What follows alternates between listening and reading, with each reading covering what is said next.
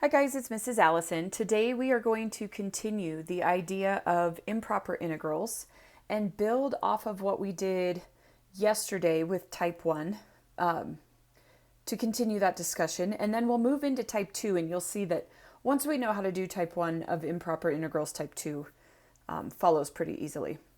So let's first make a list of the integrals we know so far converge and ones that we know diverge on the interval from 1 to infinity. Well, yesterday we looked at the functions f of x equals 1 over e to the x, 1 over a to the x, were functions that converge as long as a is greater than 0. We also looked at functions like 1 over x squared and 1 over x cubed. So we said, okay, as long as 1 over x to the p and p is greater than 1, these also converge. So then in the same line, the functions that diverge, we said 1 over x diverges, we said 1 over root x diverges, and so we generalized that and said 1 over x to the p diverges if p is less than or equal to 1. Well, we can't forget that some of these other infinite functions like e to the x, or even just the square root of x also diverge from 1 to infinity. Now this is really helpful for us. The reason this is so helpful to us is because we can compare other integrals to what we know converge and diverge to make conclusions without actually having to do the integrating. So we may have some crazy complicated function, and as long as we know how it relates to one of these integrals that converges or diverges, or these functions that converge or diverge, we can draw conclusions from that. Okay, so let's say that we have the function the integral from 1 to infinity of f of x dx and 1 to infinity of g of x dx, where f of x is less than g of x or equal to g of x. So maybe if we looked at a picture of this, and this is not an exact picture, we don't really know what these graphs look like, but let's say we had some function and we'll call this f of x. And we have this function here, who knows what it looks like, but let's call this f of x. And we know it's less than g of x. So let's make g of x this blue function here. Okay. Here's what we know. If our f of x diverges,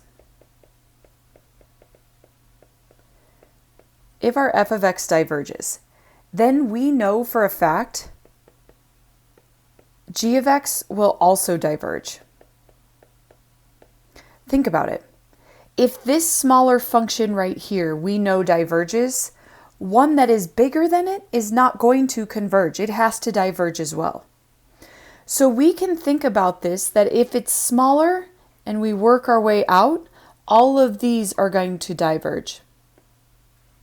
Anything that's greater than that f of x, the first function that diverges, everything that's greater than it is also going to diverge. Well, let's flip that.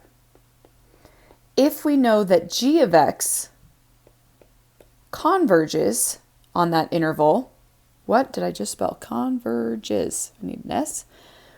Then what we can say is that f of x converges. If we know this bigger outside function converges, then anything that's smaller than it is also going to converge as well. So we work from the outside in to talk about convergence. Now, why is this helpful? Well, we can use something called the comparison test to determine if an integral converges or diverges. So what we're going to do with the comparison test is we're going to take an integral that's given to us, one we don't really necessarily know anything about, and one that would be really hard to try to integrate. This one maybe not so much, but some of these other ones are going to be more challenging to find the integral of. But if we can compare it to something we already know converges or diverges, what we can say is whether or not that function will converge or diverge. And we won't actually be able to say the value that it converges to, but we can say whether it does converge or diverge. So let's look at an example. If we look at this first one gives us this integral. I'm just going to rewrite it. So this is 1 to infinity of 1 over e to the x squared dx. Okay, so let's talk about a comparison integral. Something we know that either converges or diverges. And what I know is that the integral from 1 to infinity of 1 over e to the x dx converges. We wrote that up at the top. We saw that yesterday. And so then let's think about the relationship between these two. Which function is bigger and which function is smaller? Well, we know that anytime if I take e to the x squared compared to e to the x squared is always going to be a bigger number. Therefore, 1 over a bigger number is actually going to be a smaller number. So we would say that the integral from 1 to infinity of 1 over e to the x squared dx is actually going to be less than or equal to the integral from 1 to infinity of 1 over e to the x dx. Now, we know this bigger function here converges. So if we want to picture this like our graph up above, this function is bigger. It's like my g of x, and it converges. So then we know that this function down here, the 1 over e to the x squared, would also have to converge. We don't know what it converges to, but we do know it converges. All right, hit pause, try the next one. See if you can come up with whether this function converges or diverges. All right, hopefully you had a chance to look at this. And what I would look at first is an integral that I could compare this to. And if we look up above, I could compare this to, let's put this as 5 since the other one was 5, 1 over the square root of x dx. And we know this integral diverges. Well, now let's compare the two integrals together. To compare these, think about plugging in a number. Let's say I plug in the number 4. The square root of 4 minus 3 is the square root of 1, so I'd have 1 over 1. The square root of, 1 over the square root of 4 is 1/2, and that's going to be smaller than this. Will that happen every time? Well, let's try another number. This interval actually goes from 5 to infinity, so let's try something like, 103. 1 over the square root of 103 minus 3 gives me 1 over the square root of 100, which is 1 over 10. This one gives me 1 over the square root of 103. Well, that square root is just above 10, which makes this smaller than this. The denominator is bigger, but the fraction is smaller. So I would have to compare these. The comparison would look like this. The integral from 5 to infinity of 1 over root x dx is actually going to be less than or equal to the integral from 5 to infinity of 1 over the square root of x minus 3 dx. Now, here's the problem.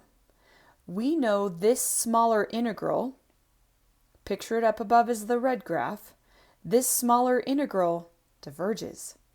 So therefore, the bigger integral will also diverge. All right, if you didn't feel comfortable with that one, maybe hit pause now and see if you got the hang of it.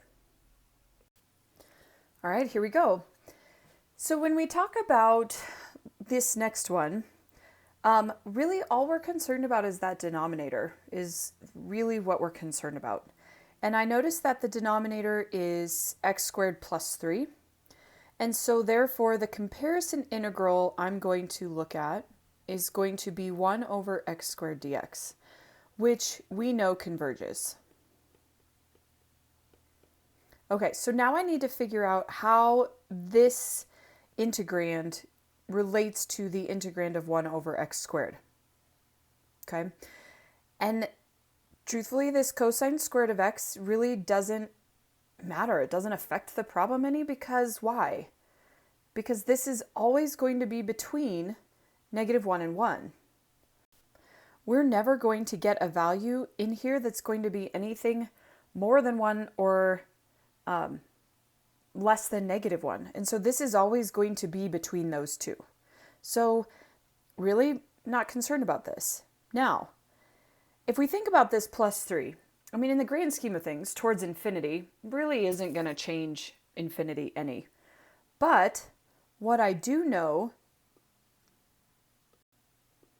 that adding 3 to a number is going to make it bigger by a little bit, but still bigger.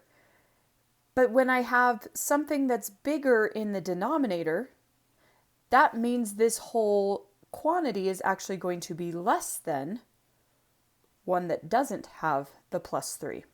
And so if I were to compare these two integrals, I would have the cosine squared of x over 3 plus x squared has to be less than or equal to 1 to infinity of 1 over x squared dx. Now, we know this greater one converges, so therefore the smaller one must also converge. Here's the last one. What am I going to compare it to? What integral am I going to compare it to? Well, let's think about this for a second. If I look at the square root of x to the 6th, the square root of x to the 6th is really like having x to the 3rd, not square root. I don't know why I wrote square root. It's really like having this x to the 3rd. So you might be tempted to compare this to 1 over x cubed. And you'd be close to correct if we were to compare this to 1 over x cubed dx, which we know converges. But really, because this integrand here is x over x cubed, this is really closer to 1 over x squared. So actually what I'm going to do is I'm going to compare this to not 1 over x cubed, but 1 over x squared, which we just said in the problem above converges. Now, how do we relate these two? Well, I'm going to say again that we have this +1 that this doesn't have. So this number in the denominator is a little bit bigger, which means this whole fraction is a little bit smaller. Not by much, but it is a little bit smaller. So we're going to say that this is x over the square root of 1 plus x to the 6th dx, which is less than or equal to the integral from 1 to infinity of 1 over x squared dx, which we know this converges, therefore the smaller one converges as well. So this is just a nice way, the comparison test is just a nice way to be able to determine if the integral should converge on that interval given.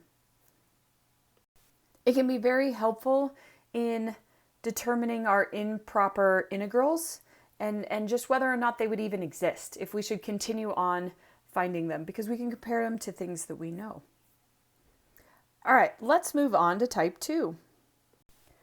If you remember from yesterday, we looked at improper integrals of type 1, and that's where the bounds of integration included infinity, either in the lower bound, the upper bound, or even in both bounds. What we're going to look at today are integrals with a discontinuity in the interval. So let's kind of build the definition of what a type 2 integral looks like. So let's say we have the function f of x equals 1 over the square root of x minus 2 over the interval from 2 to 5. So I want to think about why this integral might be considered improper. And I've given you a graph, so let's look at the graph of this. So we're trying to figure out from the 2 to 5 what the area under this curve is. And yes, I shaded the whole thing, but I just wanted you to visualize. So the area under the curve, what is it? Well, the reason this is considered improper is because at x equals 2, when x equals 2, what happens? Well, the function approaches infinity. So the function goes up to infinity when x equals 2. Well, that's a problem, right? Because I can't now think about what that might be. So let's solve this integral instead. Let's solve the integral s of t equals the integral from t to 5 of 1 over the square root of x minus 2 dx. This should look familiar. We did this yesterday. We did integrals very similar to this yesterday. Now my bounds of integration are a little bit different, but if I go ahead and I'm just going to rewrite this. Let's go t to 5 of, let's do x minus 2 to the negative 1/2. Sometimes that makes it a little bit easier. So when we antidifferentiate this, we get 2 times x minus 2 to the positive 1/2, evaluated from t to 5. Plugging in 5, we would get 2 times the square root of 3. Plugging in t, we would get 2 times the square root of t minus 2. Now, if I find the limit as t approaches 2 from the right, picture it as we come up this way from the right. So my value comes from the right, and I approach from the right. I'm going to get, let's see, this will equal the limit, let's rewrite this, the limit as t approaches 2 from the right of this function 2 root 3 minus 2 root t minus 2. And if we think about what this looks like, if I plug in 2 from the right, so like 2.000000001, I'm taking the square root of a number so close to 0 that it's going to be 0, and 0 times 2 is 0. So that term goes to 0. So then the result of this limit is just 2 root 3, and therefore I know that this limit converges. The limit itself is 2 root 3, and the function converges. So we've just looked at one of the types of improper integrals, type 2, and we've walked through a problem. These type of integrals have 3 cases just like type 1. The first 2 cases are listed here. So if the f is continuous on the interval a to b and has an infinite discontinuity at b, so that upper bound of integration is the problem, what we're going to do is we're going to take the limit as c approaches b from the left. Well, picture it. If we have a graph and it's on the right hand side, the upper limit, where the problem is we want to approach it from the left. We want to figure out how this is being affected. Now, you guys, I've seen this just like I said before. You could see this with a limit of c. You could see this with a limit of t approaches. We can change this to be anything. That's not important. The second case is if the discontinuity, the infinite discontinuity, is on the lower bound. And if it's on the lower bound, we're going to approach that lower bound from the right-hand side. And we're going to take the limit as c approaches that value from the right-hand side, from c to b of the function. Those are case 1 and case 2.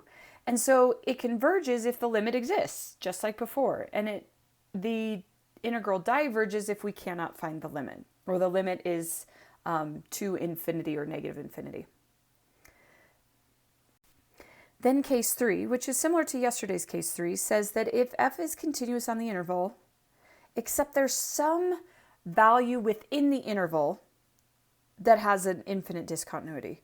So the interval is surrounding the infinite discontinuity, it's not one of the endpoints. Then we're going to write 2 integrals. These 2 integrals are going to be broken up using that discontinuity c. Then in order to be able to find this integral, both of these integrals need to be convergent. And if they're not, if either one of them is divergent, then the whole integral is divergent. Okay? So those are the 3 cases that we have for improper integrals of type 2. Really, this just means we have an infinite discontinuity within the interval or on one of the endpoints of the interval. So let's look at what this looks like. The first example we have is we want to integrate from 0 to 3 of 1 over x minus 1 dx. What's the problem? Well, the problem is at x equals 1, there's a vertical asymptote. Okay, so we have an infinite discontinuity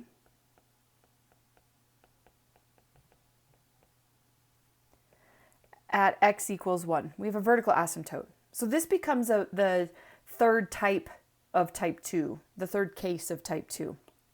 And so what I'm going to do is I'm going to rewrite my integrals, and I'm going to go 0 to 1, that upper bound, which will be 1 over x minus 1 dx, plus the integral from 1 to 3 of 1 over x minus 1 dx.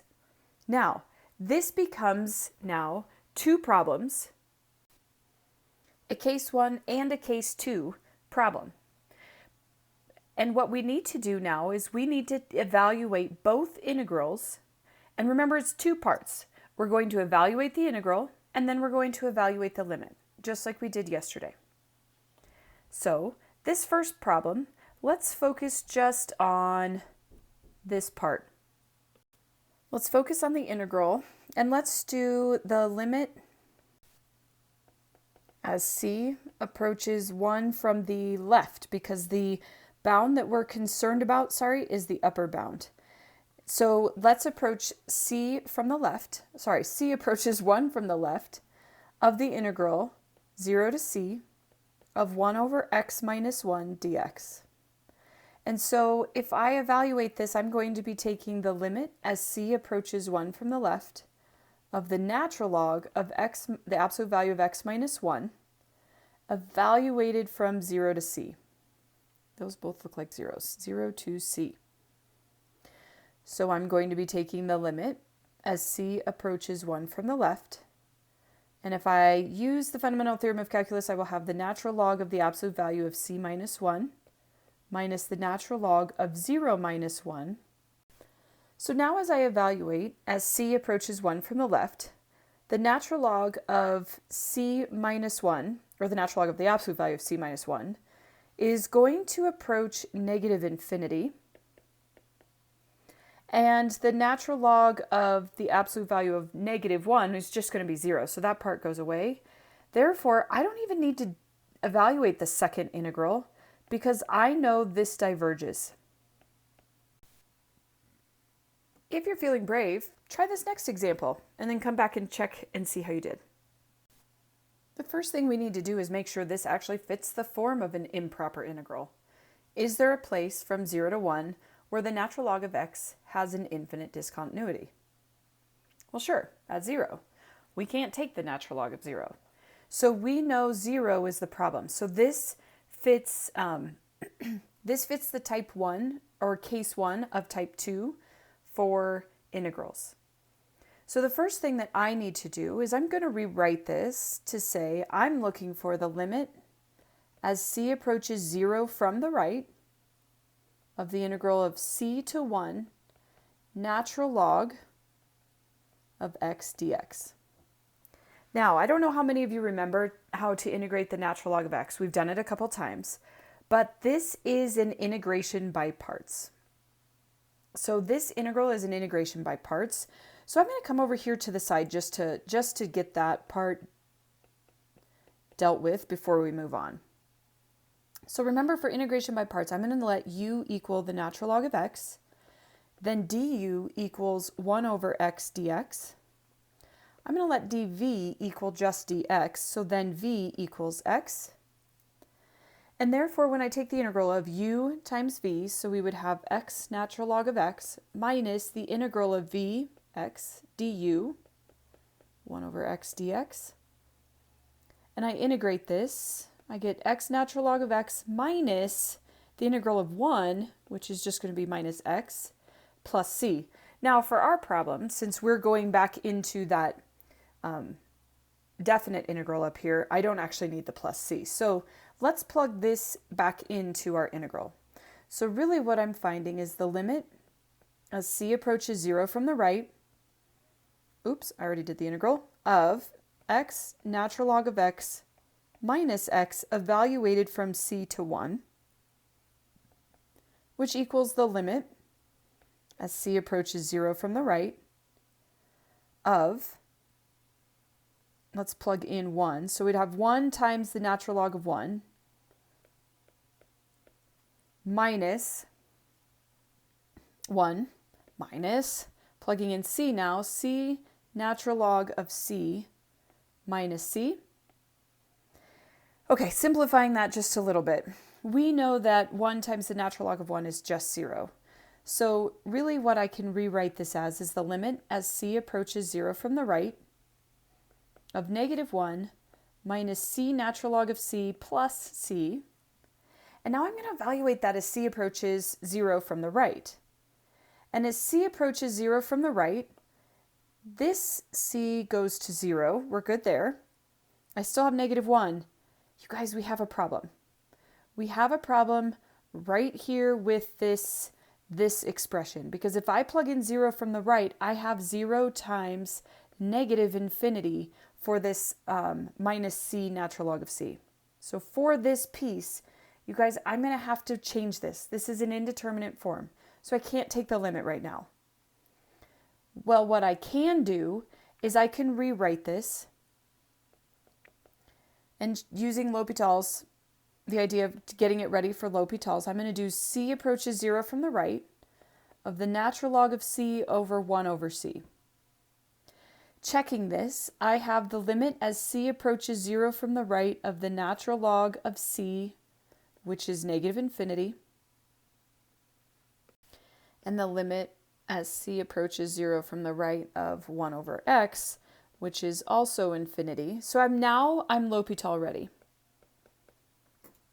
So now what I can do is I'm going to, let's rewrite this just a little bit different. So I know that the limit as c approaches 0 from the right of this -1 is still going to be -1. So what I'm going to focus on now is I'm going to focus on the limit as c approaches 0 from the right of, using L'Hopital's, I will have 1 over c over -1 over c squared. So I still have that -1 plus, using L'Hopital's, the limit, or simplifying L'Hopital's, I guess, I would have the limit as c approaches 0 from the right of -c. And what we know about 0 from the right of -c is that does go to 0. So my limit would be -1 plus 0, essentially, and so therefore I'd have -1, and then we know this converges. So these are our improper integrals. Hopefully now you feel confident in the two types of improper integrals, but feel free to rewatch this or review your notes and ask me any questions. Have a good day.